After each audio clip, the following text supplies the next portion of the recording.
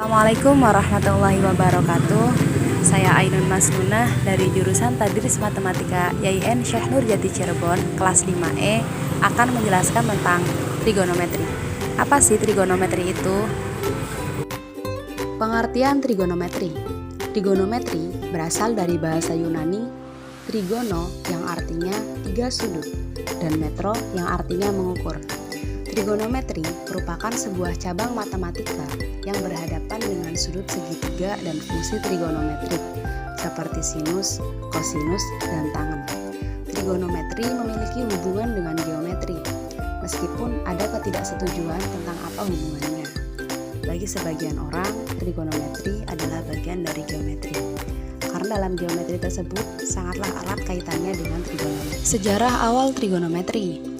Nah, awal trigonometri dapat dilacak hingga zaman Mesir kuno dan Babilonia dan peradaban lembah Indus.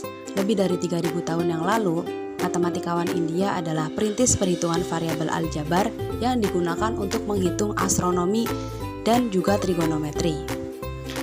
Lagada adalah matematikawan yang dikenal sampai sekarang yang menggunakan geometri dan trigonometri untuk perhitungan astronomi dalam bukunya Vedanga Jyotisa yang sebagian besar hasil karyanya hancur oleh penjajah India.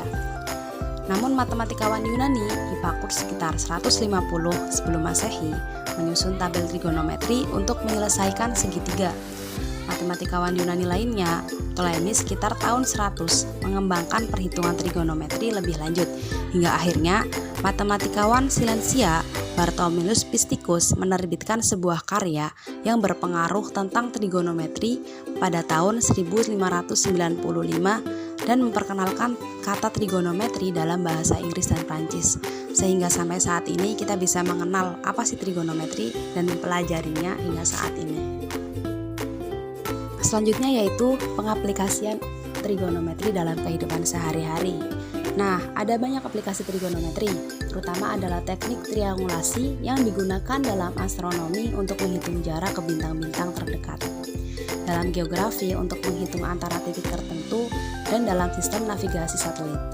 Nah, bidang lainnya yang menggunakan trigonometri termasuk astronomi dan termasuk navigasi di laut, udara, dan angkasa, teori musik, akustik, optik, analisis pasar finansial, elektronik, teori probabilitas, statistika, biologi, pencitraan medis, farmasi, kimia, teori angka, seismologi, meteorologi, oseanografi, dan cabang ilmu dari fisika juga banyak menggunakan trigonometri.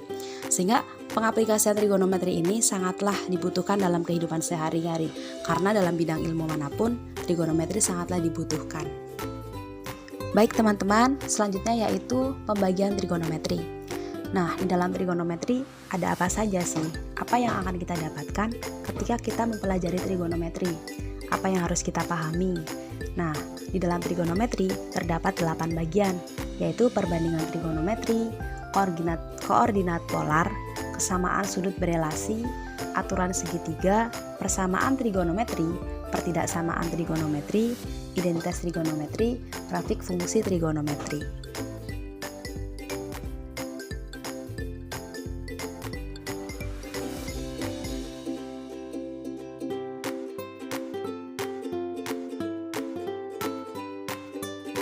Lepas dari teorema Pythagoras, yaitu menggunakan aturan segitiga.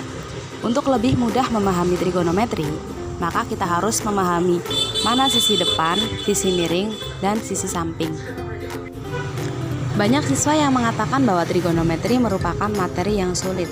Namun jika kita memahami rumus tersebut dengan baik, maka trigonometri bukanlah hal yang sulit. Nah, ada cara cepat agar kita bisa dapat memahami rumus-rumus tersebut dengan baik, yaitu kita ingat yaitu demi, sami, dan desa. Nah, untuk mendapatkan sin alfa, maka kita gunakan demi, yaitu depan per miring sama dengan A per C, di mana A adalah sisi depan dan C adalah sisi miring. Untuk mendapatkan cos alfa, yaitu sama dengan samping per miring, yaitu B per C. B sebagai sisi samping dan C sebagai sisi miring. Untuk mendapatkan tan alfa, yaitu depan per samping sama dengan A per B. A sebagai sisi depan dan B sebagai sisi samping. Selanjutnya, kosek alfa yaitu 1 per sin alfa sama dengan C per A. Sekan alfa yaitu 1 per cos alfa sama dengan C per B. Kotangan alfa sama dengan 1 per tangan alfa sama dengan B per A. Identitas trigonometri. Teorema Pitagoras yaitu A kuadrat plus B kuadrat sama dengan C kuadrat merupakan dasar penyusunan identitas trigonometri. Identitas trigonometri menyatakan hubungan dari suatu fungsi trigonometri dengan fungsi trigonometri lainnya. Jumlah dari sinus kuadrat dan kosinus kuadrat sama dengan 1. Jika kedua ruas dibagi dengan kosinus kuadrat, dapat diperoleh 1 ditambah tangan kuadrat sama dengan sekan kuadrat. Begitu juga jika kedua ruas dibagi dengan sinus kuadrat, dapat diperoleh 1 ditambah kotak.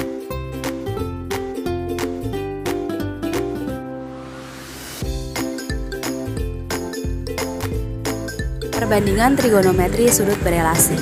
Perbandingan trigonometri sudut berelasi adalah perluasan dari nilai trigonometri dasar yang ditentukan dari sudut segitiga siku-siku. Besar sudut segitiga siku-siku hanya terletak pada kuadran 1 karena termasuk sudut lancip yang ukurannya 0 derajat sampai 90 derajat. Sudut pusat lingkaran memiliki besar antara 0 derajat sampai 360 derajat.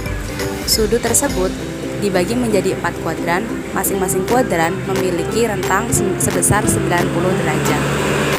Kuadran 1 memiliki sudut yang besarnya antara 0 derajat sampai 90 derajat. Semua nilai perbandingan trigonometri positif dalam kuadran ini.